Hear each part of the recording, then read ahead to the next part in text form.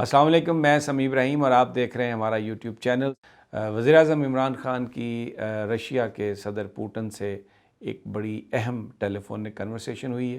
اور انہوں نے روسی صدر کا شکریہ ادا کیا ہے کہ جو آزادی اظہار کے حوالے سے جو رشین پریزیڈنٹ نے اسٹیٹمنٹ دی وہ ایک بہت ہی اچھی اسٹیٹمنٹ تھی، بڑی معتدل اسٹیٹمنٹ تھی اور اس نے مسلمانوں کے جذبات کی ترجمانی کی اور بھی بہت کچھ عمران خان صاحب نے گفتگو کی ان کے ساتھ، جو میں ابھی آپ کے ساتھ شیئر کروں گا۔ اس کے علاوہ جو دوسری خبر ہے ہمارے پاس وہ تحریک انصاف کی انٹرنل پالیٹکس کے حوالے سے ہے۔ کچھ اظہار وجوہ کے نوٹسز جا رہے ہیں جنہیں ہم شو کاز نوٹسز کہتے ہیں، اور اس وقت جو پارٹی ہے اس کے اندر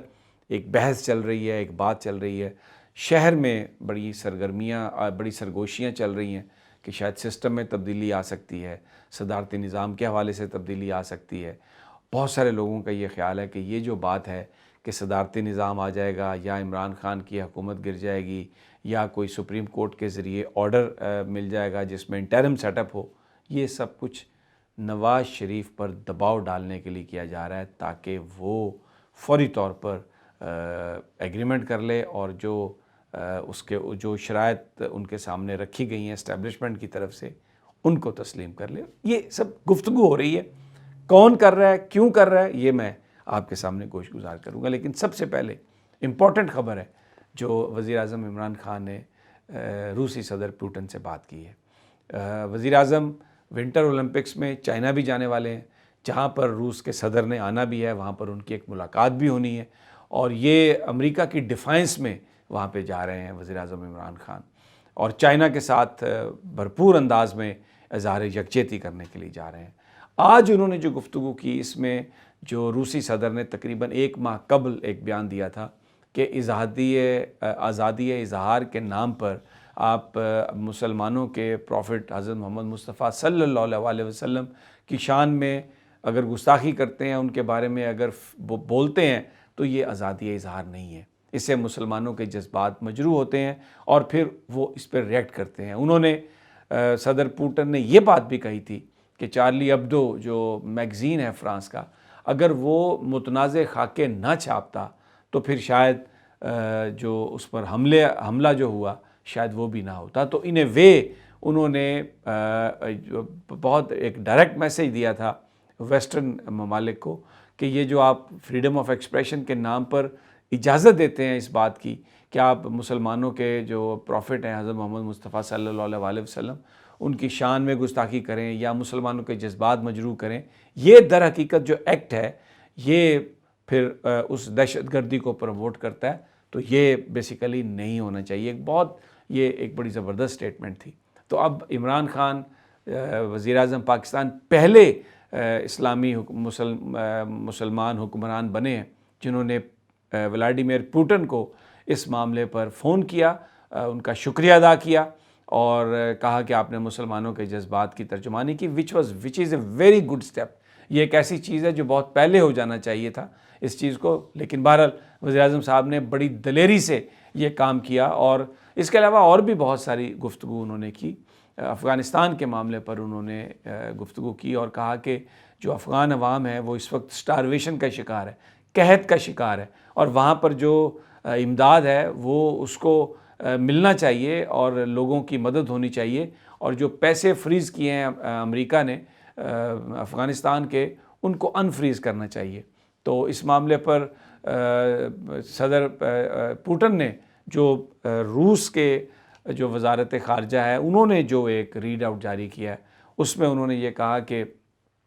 روسی صدر نے وزیر اعظم عمران خان کو یاد دلایا اور جو ان کی آخری ملاقات ہوئی تھی اس میں جو گفتگو ہوئی تھی اس گفتگو کو بھی یاد دلایا اور اس ریفرنس سے بھی بات کی۔ وزیر اعظم ہاؤس کی طرف سے بھی یہاں پر ایک جاری کیا گیا کمیونیکے اور اس میں بتایا گیا کہ ولادیمیر پوٹن سے جناب عمران خان صاحب نے گفتگو کی اور یہ سارے جو مسائل ہیں، ریجنل مسائل، اس پر بات کی اور دونوں ممالک کے درمیان جو ٹریڈ ہے اس کو بڑھانے کی بات کی، دونوں ممالک کے درمیان جو تعلقات ہیں اس کو بڑھانے کی بات کی۔ یہاں پر میں یہ عرض کروں کہ رشینز جو ہیں وہ پاکستان کے ساتھ تعلقات بہتر بنانا چاہتے ہیں۔ میں کئی دفعہ اپنے ویلاگز میں کہہ چکا ہوں کہ رشین ڈپلومیٹس کا یہ کہنا ہے کہ صدر پوٹن تب آئیں گے پاکستان جب یہاں پر کوئی کنکریٹ چیز اویلیبل ہو. ابھی اسلام آباد میں امریکہ سے محبت کرنے والے لوگ بہت زیادہ ہیں، اور کچھ بھی اگر کسی اور ملک کے ساتھ کرنے کی بات کی جاتی ہے تو امریکن لابیز اس کو سبوٹاج کر دیتے ہیں. اور یہ بات ان کی اس لیے درست ہے کہ رشیا نے پاکستان کو یہ آفر کی تھی کہ جو ایران سے گیس پائپ لائن لے کے آپ نے آنی ہے، کیونکہ ایران نے اپنے بارڈر تک بنانی تھی، اور پھر ایرانین بارڈر سے آگے کراچی لاہور تک جو گیس پائپ لائن بننی تھی، رشیا نے یہ آفر کی تھی پاکستان کو کہ وہ یہ بنانے کے لیے تیار ہے. لیکن پاکستانیوں نے کہا جی ہمارے پیپرا رولز ہیں، آکشن ہوگی، پتہ نہیں کیا کچھ ہوگا. تو رشینز نے پھر یہ بیک آؤٹ کر گئے تھے. انہوں نے کہا کہ نہیں، شاید آپ کو ہماری مدد کی ضرورت ہی نہیں. تو اب وزیر اعظم صاحب نے جو جو ان کے ساتھ رابطہ کیا ہے اور یہ جو ساری ایک گفتگو کی ہے،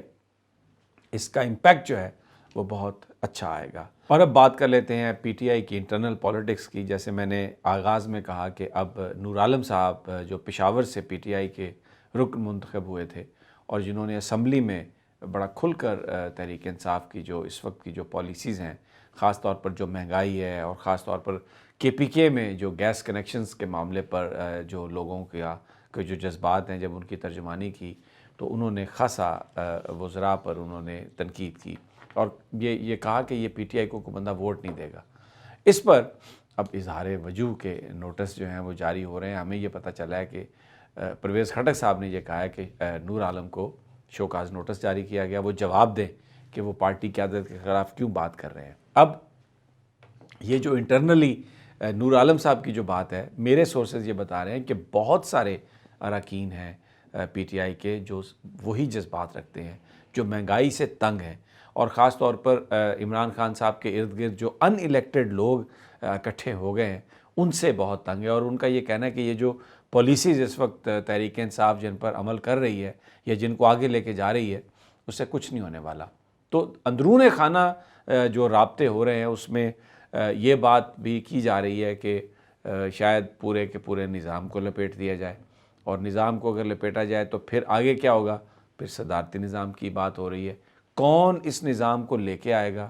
کون کرے گا، اس کے حوالے سے اس کے بارے میں کچھ پتہ نہیں ہے. لیکن شہر میں یہ جو سرگوشیاں ہیں، یہ جو افواہیں ہیں، یہ پھیلائی جا رہی ہیں. اس میں ایک بات میں آپ سے ضرور کہوں گا کہ عمران خان کی جو پاپولیرٹی ہے، عمران خان کی جو شخصیت ہے، کیونکہ ان کو آپ ڈرا نہیں سکتے، ان کو آپ بلیک میل نہیں کر سکتے. بہت سارے لوگوں کا یہ خیال ہے کہ یہ اپوزیشن کی ریومر فیکٹری ہے جو بیسیکلی صدارتی نظام کی بات کر رہے ہیں، بیسیکلی نظام کو لپیٹنے کی بات کر رہے ہیں. مسلم لیگ نون کی اسٹیبلشمنٹ سے گفتگو ہو گئی اور ایگریمنٹ ہو گیا. یہ جو بات پھیلائی جا رہی ہے، اس کا بنیادی مقصد یہ ہے کہ سسٹم میں اسٹیبلٹی نہ آ سکے، اور عمران خان کے جو دور حکومت ہے اس کے بیچ میں ایک انسٹیبلٹی کو قائم رکھا جائے، اور یہ فضا ایک قائم ایسی رکھی جائے کہ لوگ یہ سمجھیں کہ حکومت کل گئی پرسوں گئی، کل گئی پرسوں گئی، تاکہ عمران خان سے جو توقعات تھیں وہ پوری نہ ہو سکیں اور وہ کسی طرح سے بھی ڈیلیور نہ کر سکیں، اور پھر آئندہ انتخابات میں اپوزیشن انہیں ہرا سکے. یہ بات بھی کہی جا رہی ہے کہ اس کا ایک اور مقصد بھی ہو سکتا ہے. یہ مختلف لوگ جب بات کرتے ہیں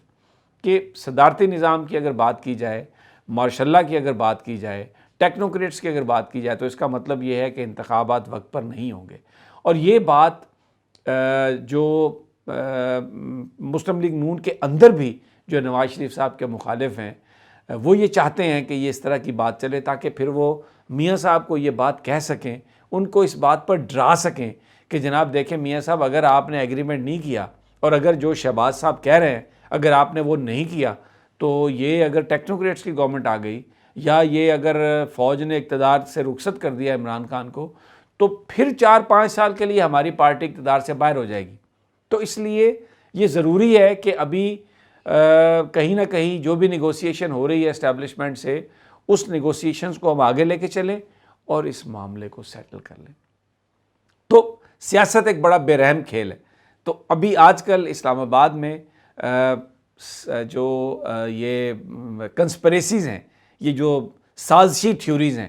وہ اپنے عروج پر ہیں. ان کا کچھ بھی ان کے مقاصد ہو سکتے ہیں، لیکن ایک بات تو بالکل ظاہر ہے، اور وہ یہ ہے کہ